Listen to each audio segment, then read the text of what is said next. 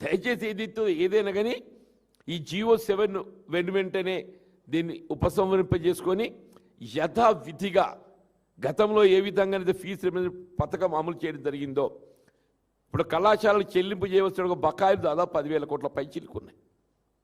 కళాశాలలకు చెల్లింపు చేయవలసిన ఒక బకాయిలు 10,000 కోట్ల పై ఉన్నాయని చెప్పంటున్నాను.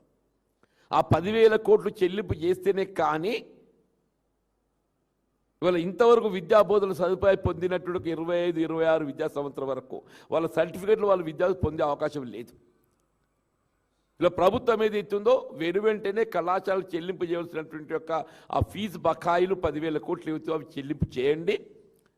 ఇలా భవిష్యత్తు 26-27 విద్యా సంవత్సరానికి సంబంధించి ఈ జియో 7 ఉపసంహరింపజేసుకొని గతంలో ఏ విధంగా ఫీజు రీయింబర్స్మెంట్ పథకాన్ని అమలు చేయడం జరిగిందో యథావిధిగా దాన్ని మరింత పటిష్టంగా అమలు చేస్తామని చెప్పని ముందుకు రండి. అదర్వైజ్ తీవ్ర ఆందోళన ఎదుర్కోవాల్సి వస్తుందని చెప్పి హెచ్చరిస్తున్నాను.